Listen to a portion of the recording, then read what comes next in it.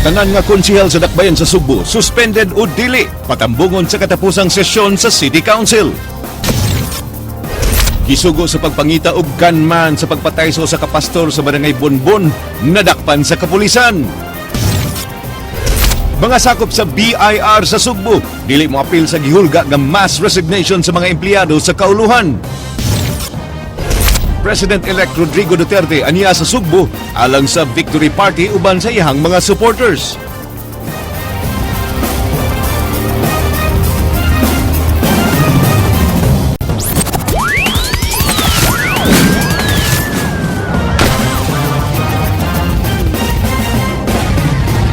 May hapon Sugbog Kabisayan, mga drug lord ug drug pushers giabog ni Mayor-elect Tomas Osmeña gikan sa dakbayan sa Sugbo. Siya may issue sa usa ka warning ug miawhag kanila sa pagbalhin sa laing lugar. Kinigiaksyon na ni Leslie Vistil. Let this serve as a warning, ha? Let this serve as a warning to everyone.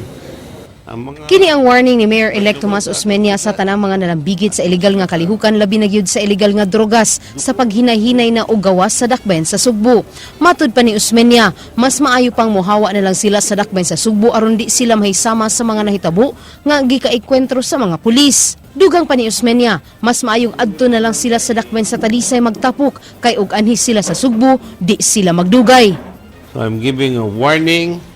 I'm warning all the drug pushers in Cebu, you move to Talisay where the mayor will protect you. Because here we will find you and we will do something to you. Gani mato ni Osmeña, andam siyang muhatag og mas dako pang kwarta alang sa proteksyon sa kapulisan. Gipasabot ni Osmeña ang iyang gihimong paghatag og kwarta usa ka pahalipay isip proteksyon sa kapulisan tungod kay ilang kinabuhi ang nahimutang sa risgo. I already told you, one of the reasons I give 50,000 is so the policemen can protect themselves from all the legal harassment. So I made the right decision. Now they're getting the legal harassment. I don't know why they're giving 100,000 to charity. That's maybe they're just ashamed, no? But that's really for their protection. But anyway, I will, if they need more, I will spend more. I will protect them. Si Superintendent George Ilanan mipadayag nga wa sila mag-apas sa reward nga ilang madawat, ilang gihimo ang angayan nilang buhaton, apan kun ugaling musukol kanila ang dakpunon, wa gyud sila mahimo kundi sa pagsukol sab ug posible nga adunay mapatay. Apan matud ni Ilanan, aduna sab sila'y pamilyang ulian, hinungdan nga di sab sila magpatakag pamusil kun way hinungdan. Those who opt to fight, katong nakipagpinusilay, mao to ang mamatay. Pero ang katong surrender, mao to nadakpan. Ang rules of engagement man god, if you are fired upon, then you have to fight. Barbak. Di biyami, we also have family, so nga mo, di pwede nga pasilo na lang sa nga okay ra. Pero also, we are human beings, we have also families to go home to. Alang sa Aksyon Bisaya, Leslie Caminade Vistil, News 5. Nadakpan sa usa ka buy-bust operation ang drug pusher sa Subang Dako, Mandawi City. Kinigiaksyonan ni Ray Pasaporte. Nadakpan sa mga sakop sa Subang Dako Police Station si Aram Lasco nga nagpuyo sa luyo sa Matemco sa barangay Subang Dako, Mandawi City. Nakuha gikan kaniya ang mga pinakete nga shabu nga mutimbang og 1.8 grams nga gibana-bana nga mo kantidad og 21 mil pesos. Nakuha usab gikan kaniya ang kalibre 45 nga pistola ug mga bala lakip sa buy-bust money. Matod ni Senior Inspector Narciso Abapo, hepe sa Subang Dako Police Station, si Lasco anaa sa ikasiyam sa ilang listahan sa mga drug poser. Ilang nasayran, ganawala kini sa iyang lugar sa milabayng buwan ug bag-o lang nakabalik sa pagpamaligya ug shabu. Is atong month of last month May, siguro daghang fiesta dito na uli siya dito. Nya uli siya dito, mao nawala siya sa mo ang surveillance. O then nakakuha mig information nga nibalik na pod. Diri nya sige ya pod og pamaligya. Then no to pag conduct na mo operation, pag verify na mo, siya nibalik di siya nga naa sa mo ang watchlist sa top under sa top 10 na mo. Matod ni Lasco, taod-taod na siyang namaligya og shabu apan nibiya og niuli siya sa ilang probinsya og nanagat na lang didto.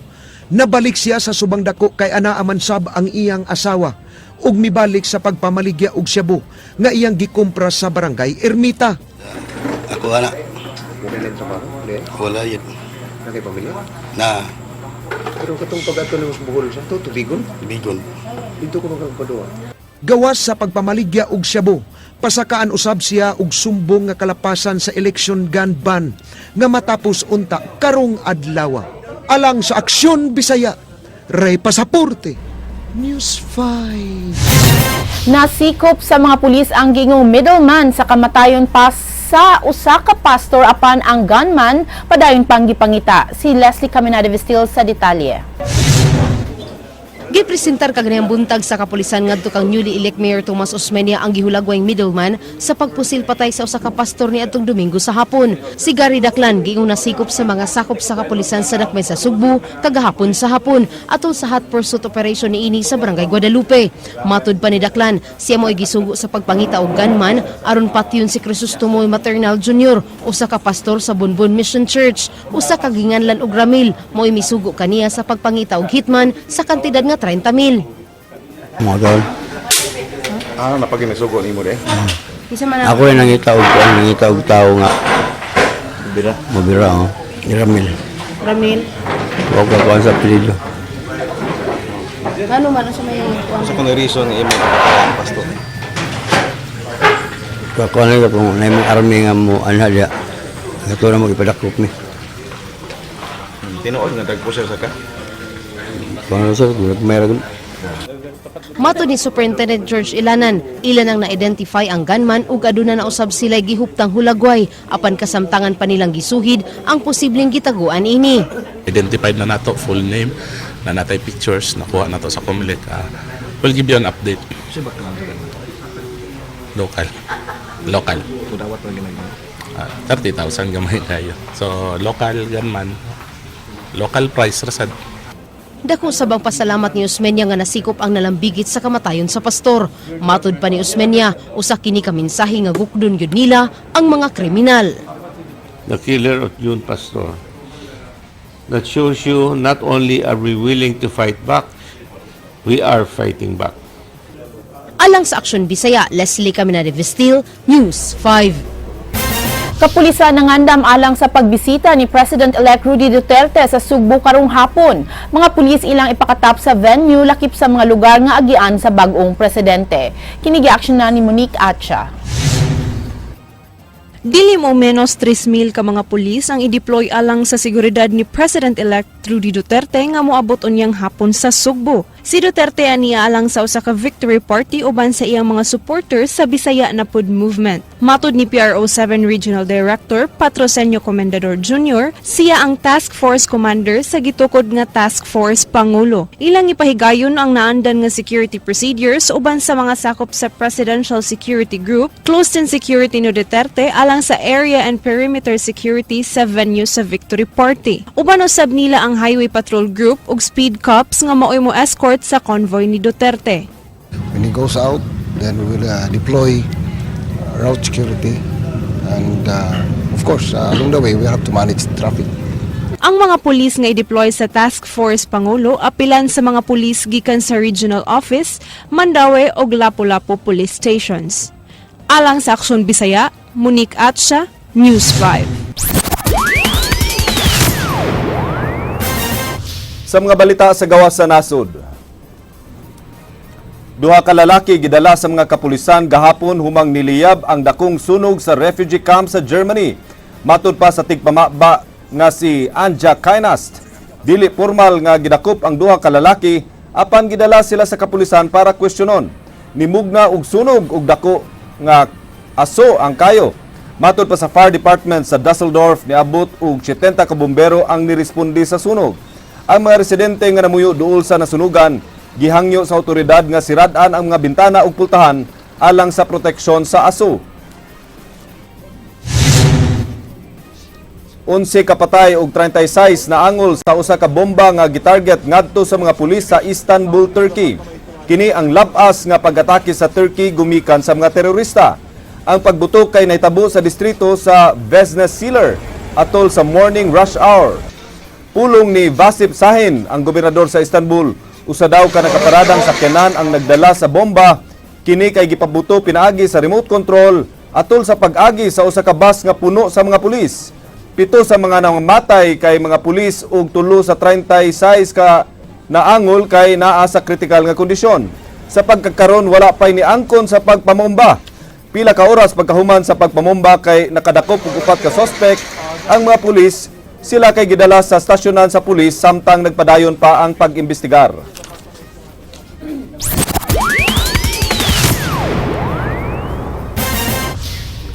Mga job order employees sa Cebu City Hall nga gitaktak silang serbisyo naglaraw sa pagsangat og reklamo sa Civil Service Commission ug Office of the Ombudsman sa higayon nga di sila paminawon ni Acting Mayor Margot Osmeña. Si Jinky Rusit sa detalye. Gibutyag ni Attorney Inocencio de la Serna nga nagtinguha karon ng kapin sa libo ka mga job order employees sa Cebu City Hall sa pagpasaka og reklamo batok sa acting mayor nga si Margot Osmeña. Sila ang mga gitaktak sa serbisyo ni Osmeña atol siyang paglingkod isip acting mayor sa syudad. Pinaagi silang abogado, sila mipadayag nga wrong timing ang gihimo ni Osmeña tungod kay naatol ang ilang termination sa pagbukas sa klase. There is some sort of a deliberate act ba? We know that the City Hall na among job order contract, but it is just unfortunate and wrong timing kay kaning mga tao nang ginahanglan magyud og kanang income considering that classes are opening sa ilang mga anak. Naglaro ang campus sa mga job order employees sa paghangyo ni Margot sa ubang options alang nila nga mao'y labing naapektuhan sa hitabo. Buhato nila kini sa dili pa nila formal nga ipadangat ang ilang reklamo sa buhatan sa Civil Service Commission ug sa Office of the Ombudsman. Basically kay wa naman giserban naman kuno gyud sila og kuan kanang termination, so wa na gyud sila. Basically mga amo nilang is first hangyo, kung di madag hangyo then we will see if there is any legal possibility to let other agencies come in and investigate. Giklaro ni De La Serna ngang iyang pagtabang sa JOs wa nagpasabot nga konektado siya sa kanhi administrasyon. Gani wa siya maybaw nga mao kadto ang tuyo nila. Gipasalig ni De La Serna nga tabangan niya ang mga naapektuhang job order employees. Alang sa Aksyon Bisaya, Jinky Rusit, News 5. Mga nasuspenso nga konsehal sa dakbayan sa Sugbo patambungon alang sa katapusang session sa City Council. Sila patagon sa ilang tagsa-tagsa ka mga pamahayag sa katapusang higayon sa pagtapos sa ilang termino sulod sa 3 ka tuig. Kini gi-aksyonan ni Leslie Caminada Vistil. Midusog resolusyon si Konsel James Cuenco sa konseho atol sa ilang gihimong sesyon kini aron sa paghangyo sa tanang mga sakop sa konseho nga mutambong sa katapusang sesyon karong Hunyo 29. Buot ni Cuenco nga matagan og kahigayonan ang mga end-termer ug ang mga dili makalingkod pagbalik nga makahatag sa ilang katapusang privilege speech. Matud pa ni Cuenco nga mao na gyud kini ang naandan sa konseho apan lahi lang ang nahitabo karon tud kay nasuspenso ang ilang mga kauban nga konsehal. Abrupt man gud kaayo ang paghitabo, na-suspended man sila, so they were never given a chance to say goodbye, and it has been a tradition in the City Council for so many Sanggunians na on the last session day, katong last termers are given the opportunity to say their farewell messages. Matud ni Cuenco, ang pagtambong kanila sa session walay kalapasan sa balaod. Ilang isuspend ang House Rules sa sangguniang panglungsod alang sa pagpatambong sa mga konsehal. Matapos ang termino sa wala mapili pag-usab, ang mga nasuspenso nga konsehal nga silang Konsehal Alvin Dizon, Noel Wenceslao, Nida Cabrera, Jerry Carillo, Richie Osmeña ug Nestor Archival. Samtang mga nasuspenso nga nakadaog sa eleksyon ug makalingkod og balik mao silang Bebs Andales, Dave Tumulak, Alvin Arcilla ug Eugenio Gabuya. Dili man, we will be suspending the House rules during the plenary. That's valid man. So, in the course of our deliberations, kanang official in plenary, I will move to suspend the House rules to accommodate the members. So, that's not against the regulation. Alang sa Aksyon Bisaya, Leslie Caminada Vistil, News 5. Atol sa arraignment sa laing duha ka kaso ni Fiscal Mary Ann Castro, korte mi-enter og not guilty plea alang niya ug sa lain pang unom ka mga akusado. Kini giaksyonan ni Jinky Rusit. Wa na mi contest si Fiscal Marian Castro dihang mi-enter og not guilty plea ang korte may labot sa 2 counts of direct assault ug malicious mischief nga gipasaka sa mga pulis sa Regional Special Operations Task Group 7 batok niya og sa laing 6 ka mga kauban. Karong Agosto 11, gipaabot nga matigayon ang mediation tali sa duha ka habig. Mismong si Judge Francisco Sevilla Jr. sa MTC Branch 7, malaumon nga magkasabot ra silang Castro ug ang mga sakop sa PNP. Ang maong kaso, nag-ugat sa pagsong sa fiskal sa buhatan sa RSOG nitong March 7, din pugsano niya nga giguba ang kandado sa pultahan sa maong buhatan ug gipaak ang police official.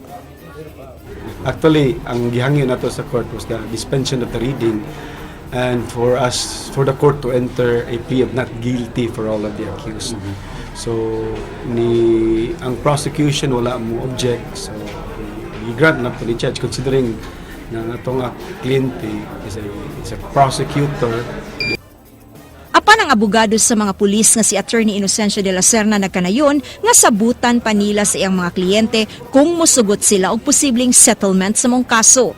Apan si gayon nga mapakyas kini, ibalik kini sa korte alang sa judicial dispute resolution. I am still informing my clients if they're open to that, and also on all other cases kay dili mo gud ma-settle ni kausara or kanirang kasuha. It has to involve all the cases that both parties have filed against each other. The best kaning justice is kaning that are agreed by the parties. Anyway, kaning they can iron out the differences katong ilang mga reklamo during the mediation at ma-settle, mas mayon ta. Alang sa Aksyon, Bisaya, Jinky Rosit, News 5. Budget alang sa pagpatukod unta sa bagong City Hospital ihatag sa Department of Health ngadto sa City Health Department sa Dakbayan sa Sugbo. Kini gi-aksyon na ni Leslie Caminada Vistil. Dako ang pasalamat ni Dr. Daisy Villa sa paghatag kanila sa Department of Health sa 15 milyones pesos. Kinigigahin unta sa Department of Health alang sa pagpatukod sa bagong City Hospital. Matud pa ni Villa, aduna pay daghang proyekto ang City Health nga nasugdan ug nanginahanglan og kwarta. Aduna gigahin nga 22 milyones pesos alang sa pagpalambo sa ilang mga facilities. Acting Mayor nga nanakunoy 15 million for the City Health. So mo na to nga na-approve nga transfer from CCMC to City Health. So, I think there is a total of 22 million to be implemented. So, kana siyang kwartaha, gusto nyo na ito nga at least man lang since I think 32 years, I think 32 or 33 years since this City Health was built. At least karon pag yung taon siya nakatagamtam og changes. So, mora dyan ay akong ka-proud of unya even ang atong mga Di na magproblema unya ang Cebu City Health kung asa i-store ang mga vaccine nga mga butgikan sa Department of Health. Bag-o lang nahuman ang gitukod nga cold room kun usa ka storage facility ug mao ang labing una og nagiinusarang cold room sa nasod. Kini gitukod sa kantidad nga 70 milyones pesos nga gidonate sa UNICEF kon United Nations Children Fund nga adunay capacity nga mo storage og kapin usa ka libo ka vaccines. Ang cold room adunay lugar sa pag-store sa mga vaccine nga gikinahanglan ang gibugnawon niini samtang laing lawak sulod niini ang usa ka freezer. Kaniadto, mga ordinaryong freezer lang ang gigamit sa pag-store sa mga vaccine ug limitado lang ang mga masulod niini. Dako gyud kay kalahian kay sa una pa manggod nakita nato na gitay difficulty sa pag-store sa atong mga vaccine, allocated vaccine gikan sa Department of Health. So, tungod sa kakuwang ana niya, we cannot ensure sa iyahang potency unya sa vaccine kay tungod daghang kaayo ra. So, muna nga makaingon ta nga lahi gyud kaayo. Nya usasad ang total allocation nato is makuha na gyud nato. Kay that is based man sa population. Gihimo usab nga accessible sa City Health Building alang ni adtong adunay mga physical disability pinaagi sa pagpatukod og ramp sa ilang buhatan. Gitawag ang ilang atensyon sa DPWH tungod kay supak sa balaod ang dili pagbutang niini. Gawas sa rampa, migahin usab og 2.1 million pesos alang sa pagpatukod sa usa ka outpatient department og X-ray room sa karaang lugar sa Office of the Civil Registrar. Sa DPWH nga wala gyud tay ramp. So when this 2.1 million came in, kay akong akong gipangayo dito kay tungod lagi nga ma-free naman ng civil register, ma-improve na to because we want to have a PhilHealth facility. Kay ang City Health Office mismo dili man gud PhilHealth accredited. So muna nga naningkamot mi nga ma-PhilHealth accredited gid siya. So muna gi-propose na to ang OPD. So tungod kay gi-question man tas DPWH muna nga ana ang ramp. Usa sa mga tumong sa Pangulo sa City Health ang paghimo sa ilang buhatan nga usa ka satellite confirmatory laboratory. Kini alang sa mga test kan sang resulta ipadala pa sa kauluhan sama sa drug testing. Matud pa ni Villa, kung matukod ang usa ka confirmatory laboratory, mas dali na ang mga resulta sa mga test. Apan nagkinahanglan sila og 7 million pesos alang sa pagpatukod niini. Dugay na kayong panahon nga sige drug testing sa una ang City Health pero wala gid siya ma-accredited. So we need something nga makuha pataglain nga laboratory nga accredited para sa confirmatory sa drug testing. So karon gilihok na nato kay gusto lagi mo tong makuha nato ang 7 million. Alang sa Aksyon Bisaya, Leslie Caminadi Vistil, News 5. Dili mo apil sa gihulga nga mass resignation ang mga sakop sa Bureau of Internal Revenue dinhi sa Rehiyon 7. Magpadayon sila sa ilang serbisyo bisan sa pagsaway sa bagong presidente sa ilang ahensya. Kinigiaksyonan ni Ryan Sorote. Usang Bureau of Internal Revenue sa giilan ni incoming President Rodrigo Duterte nga most corrupt uban sa Bureau of Customs o Land Transportation Office. Gani, nihulga ang mga empleyado sa BIR nga mohimo og usa ka mass resignation karong Hulyo 1 human makalingkod ang bagong presidente. Apan ang BIR din sa Sugbo, business as usual. Mato ni Director Hermeno Pelamine, wala sila mabalaka sa bahad ni Duterte sa pagpasira sa ilang buhatan.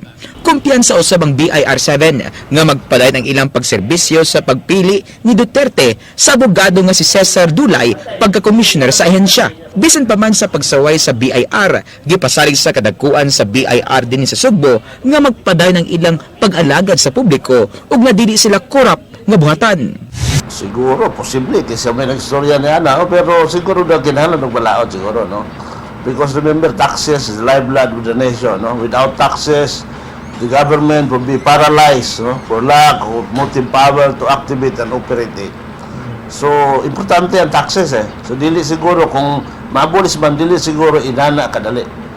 Ang BIR sa reyon mo ang nag-una sa adunay 12 og koleksyon gikan sa 19 ka mga field offices tibok nasud.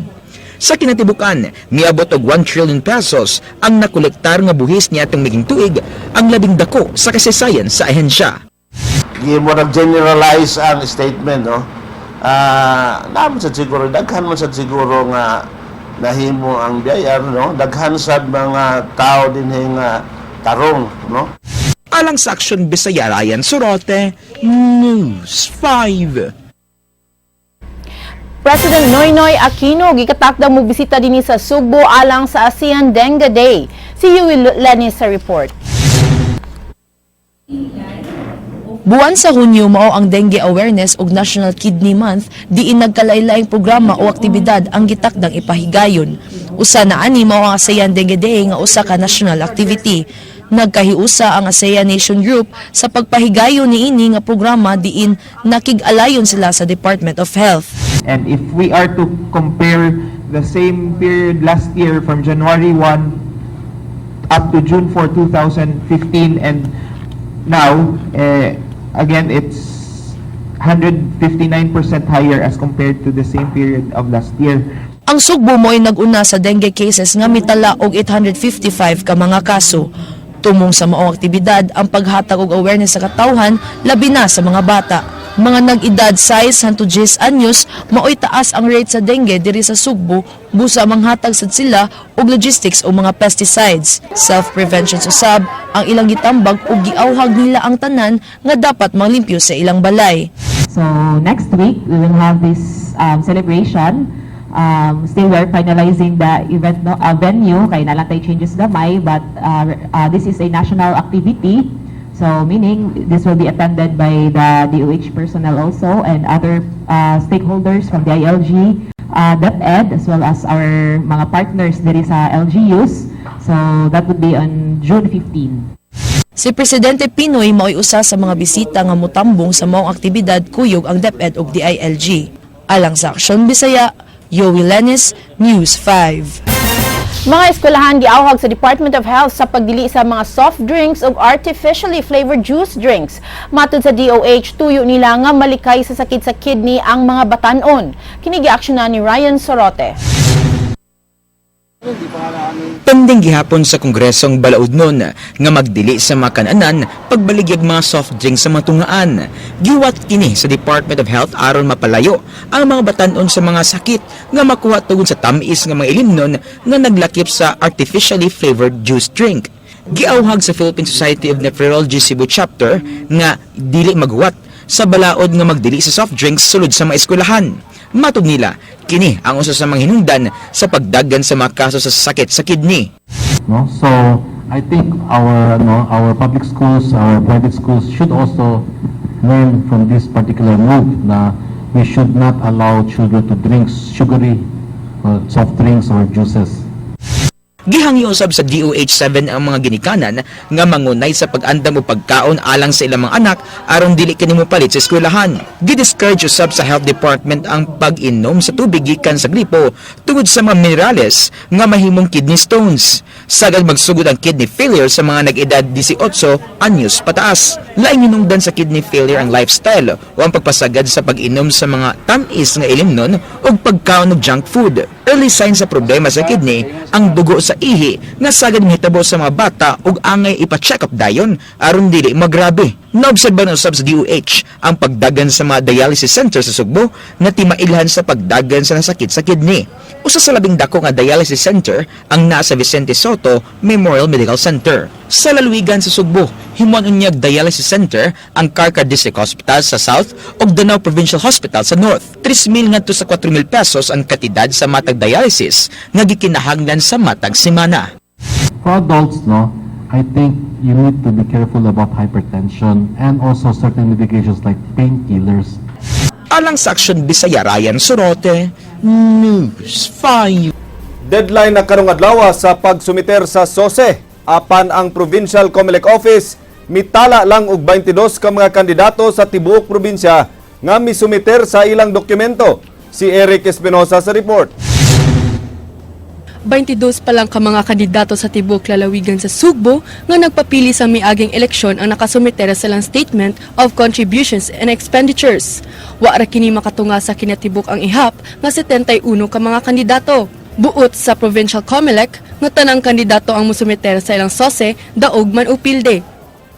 Local political parties, excluding ang candidates mismo is 71. So ang katong mga local candidates, local political parties like KSN, Bakud, Promdi, or other local political parties, wala pa siya maapilana. Kutob na lang karong alas 5 sa hapon ang deadline sa ilang pagsumiter sa SOSE. Kung mapakyas, usa ka memorandum na ang ilang ipadala sa kauluhan, di inasukip ang pangalan sa mga misanong sa kamanduan. Ugma, dili na dawaton ang late copy sa SOSE ug wa na extension nga gitugot ang COMELEC. Deadline na to karon sa receiving is 5 o'clock. Kung mahitabo katong mga dili jud kaabot sa 5 o'clock, posible mo maghimo ng memorandum ang Manila na direct na ilang pag-submit dito. Ang Campaign Finance Office sa Manila mooy mo beripika sa mga dokumento nga ilang gipasa aron sutaon kung mitakdo o ba sa ilang gipagawas nga statements. Alang sa Aksyon Bisaya, Erica Espinosa, News 5. Victory Party alang sa kalampusan nga nakabot sa Philippine Marathon Queen, gipahigayon alang sa labing unang Pinay runner nga mi-qualify sa umaabot nga Rio Olympics. Si Ray Pasaporte sa detalye. Gipahigayon sa niaging gabi ang victory party sa Casino Espanyol alang sa kalampusan nga nakabot ni Philippine Marathon Queen Mary Joy Tabal nga lumad nga taga Barangay Guba, Bukirang lugar sa Dakbayan sa Sugbo. Kinsa labing unang Pinay runner nga mi-qualify sa umaabot Rio Olympics. Si Tabal mi-qualify sa matag upat ka tuig nga kompetisyon. Human siya nakakuha sa oras 2 hours 43 minutes and 30 seconds sa labing uwahin niyang pagsalmot sa Scotia Bank, Ottawa sa nasod sa Canada. Sa miaging buwan, ang qualifying time alang sa Rio Olympics kay 2 hours 45 minutes. Ang nag-andam sa victory party sa niaging gabi, mao ang Motor Ace Kawasaki kinsa mausab ang nag-sponsor kang Tabal sa pagsalmot sa maong kompetisyon. Matud ni Jonel Borromeo, Motor Ace representative, tinguha nila karon nga ma-reinstate si Tabal sa national team. Human kini mi-resign sa miaging tuig. Gani kagahapong adlaw sugdan nila ang paghikay sa proseso aron ma-reinstate si Tabal aron maoy makapresentar sa nasod sa labing dako og prestiyosong kompetisyon sa natad sa lumba sa dagan alang sa Rio Olympics. It is necessary for any Philippine athlete, in order for any Philippine athlete to be recognized as part of the Olympic team, have to be rather a national member. So definitely the only way to do that is to have herself reinstated. It's not reapplying because, well, she has been part of the team. She had just resigned, so we are reinstating. We're finding a way to have her reinstated. Si Tabal gitangtang sa national team human usab siya mismo ni resign sa miaging tuig. Gipasabot ni Tabal, kaugalingon niyang desisyon ang pag-resign sa national team. Sanglit nagtuo siya nga makaayo kaniya ang nakabot niyang desisyon. Niadtong buwan sa Enero ning tuiga, ang Motor Ace Kawasaki mao ni sponsor kang Tabal. I decided to resign because that time I thought that was the best for me, and I haven't read the post of Pataka, and I'd rather not comment about it anymore because I want to move forward and focus on my dream. So Dugay na nga gipangandoy ni Tabal nga siya mo'y mo representar sa nasod sa lumba sa dagan alang sa Rio Olympics. Matod sa iyang coach nga si John Philip Duenas, kung ma-reinstate si Tabal sa national team og siya sab ang ipada sa Rio Olympics, di sila maglangay ug manglarga sila dayon sa Japan aron adto sila mopahigayon og training sulod sa duha ka buwan aron mahasasan pa og maayo ang abilidad sa iyang tinun-an. Garbo sa mga Sugbuanon kung mahinayon nga si Tabal ang opisyal nga atleta na ipada sa nasod alang sa Rio Olympics. Alang sa Aksyon Bisaya, Ray Pasaporte, News 5. Mangayo og opinyon ang mga nabilin nga mga sakop sa konseho sa Dakbayan sa Sugbo gikan sa DILG ug sa Department of Budget and Management. Matud ni Konsehal James Cuenco, nagduwa-duwa siya sa kung mahimo ba ang aprubahan ang annual budget sa nahabilin nga upat ka mga sakop sa konseho ug sa acting mayor. But nila masayran kung balido ba ang ilang pag-approve sa proposed annual budget nga gikan lang sa usa ka acting mayor ug upat ka konsehal sa Dakbayan. That's why I sought clarification, guidance from DLG on what we should do. So, kay di man po pwede nga mo, diretso na lang may hasmag o kuha na ng budget niya pagkaman wala may authority. And lagi because of the lack of numbers. So, everything will be for naught. Mausik lang ang time and resources sa city government.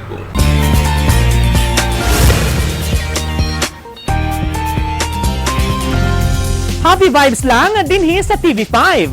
Gawas sa naandang mga basketball o baseball clinic.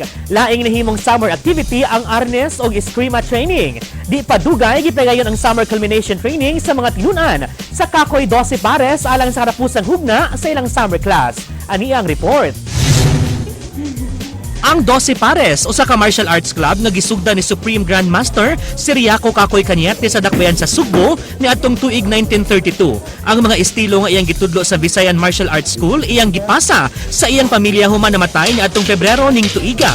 Self-defense ang primary nga tumong sa pag-train og arnis og eskrima. Usa sa mga estilo nga ilang gitudlo ang iskrido nga usa ka matang sa martial arts nga combination sa 12 Pares, Aikido, Jiu-Jitsu ug Judo. Usa sa mga importanteng elemento sa martial arts, ang Kakoy 12 Pares dunay curriculum nga gilangkuban sa tulo ka major components.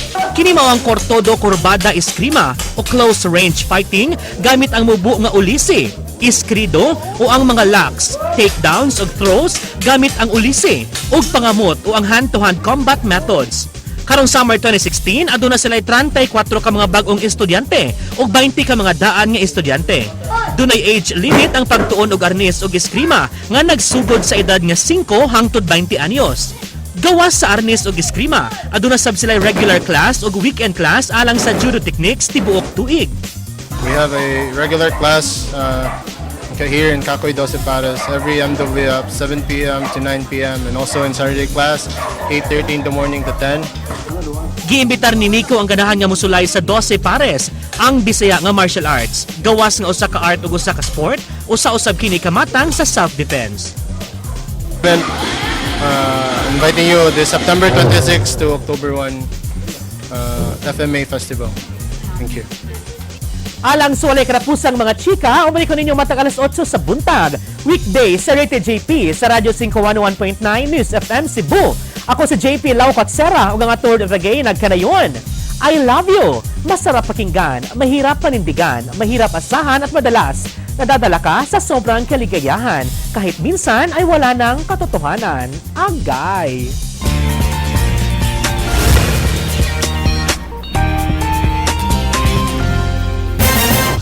Maukad to ang mga balita sa Aksyon Bisaya. Ako si Glenn Soco. Mga balita nga pundasyon sa ligdong opinyon o konkretong solusyon. Ako si Georgia Herrera. Bisan asa, bisan kanusa. Kapatid, Kay di lang kutob sa balita.